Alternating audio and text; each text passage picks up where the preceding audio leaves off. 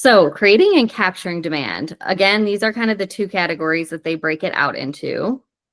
So creating demand is kind of the area where 95% of your customers live. So they make the claim that 95% of your customers in your market are not ready to buy yet. On the other hand, they say like 1 to 5% of your customers are ready to buy. So for the 95% of your market that is not ready to buy, they make the claim that because this is the vast majority of your market, you should be expending most of your resources here to generate awareness and education about your product for people who are looking into your product and are not necessarily ready to make a purchase. So again, the focus is on education. In the training that I attended, they call this a value loop strategy, which I found a really interesting and kind of helpful term to think about this. Basically, the idea is that you should be providing consistent value to your ICP all year long. You should be leveraging the channels that they're on, subscriber channels such as like social media followers, email subscribers, so that you can reach them consistently with valuable content. And it should be delivering a universal message. Typically, this is like your main brand messaging that you should be weaving into your content consistently so that your brand is recognizable and relatable and trustworthy over time. Again, this is focusing on building brand affinity, so getting people familiar with your brand. And it should blend effective product marketing with effective brand marketing, which I believe we will get into on the next slide as well.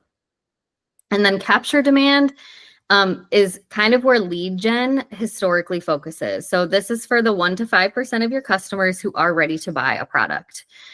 This is about attracting and converting your in-market buyers, being present on the channels where they go when they're ready to buy, which we'll talk about a little bit more too, but that could be like review sites. It could be search engines and places like that. Consider whether you're capturing the right demand. Of course, this is something that we all deal with, even in the SEO realm of making sure that you're capturing the right audience. And they do make sure to say that even though they say that this is like a smaller part of your resources, this is still a critical part of the process. So just because they say focus less on this does not mean that it's not as important and that you still should not be dedicating resources to capturing demand, because ultimately, what is the point of creating demand if you don't ultimately capture it? So how do you go about effectively creating demand, especially since that's kind of the focus of the demand generation framework? Again, a big part of this, they say, is blending product marketing with brand marketing. So when you're doing product marketing, this involves communicating your product's unique value, comparing it to competitors, and communicating the impact on their day-to-day life. So what day-to-day challenge or problem is your product solving for the customer? And then brand marketing often includes a universal message that resonates with your audience and sparks an emotional connection.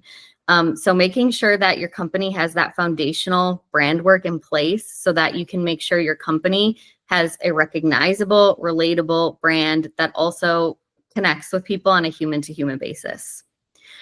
You should also be catering use cases and value to specific personas, which a lot of us already do here, which is good. But you should be speaking directly to specific audiences so that you can ensure that your content is actually valuable to them. And then it also talks about providing a variety of content. Again, a lot of us do a lot of these things, but considering like ROI calculators, product tours, explainers, different formats, different kinds, different channels of content. Social proof is a big focus in demand gen, so showing your happy customers and the results that they achieved.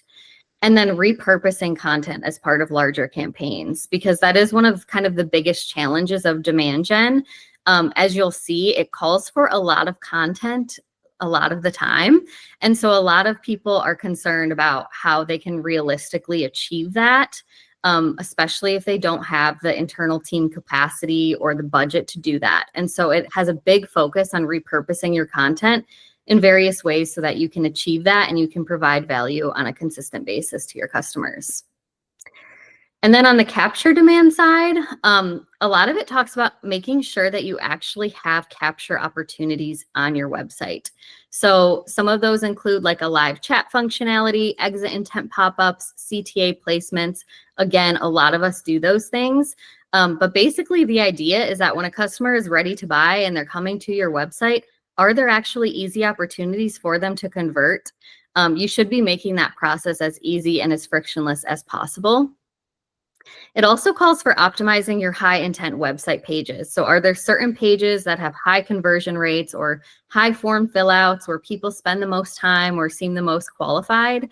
A lot of times for clients, that's a pricing page, a demo page, case studies, testimonial pages, but that could vary on a client by client basis. Utilizing relevant channels. So thinking about where your customers spend time when they're ready to convert, like we talked about a little bit. So are they primarily using Google, Bing? What social media are they on? Is it LinkedIn? Review sites was kind of an interesting thing. So are there opportunities on Google, Yelp, Trustpilot, or even like Reddit where people are leaving reviews? And then considering remarketing campaigns, which we also do quite a bit of, but are there people who have already expressed interest in your brand, service, or product that you could retarget now with new content and information?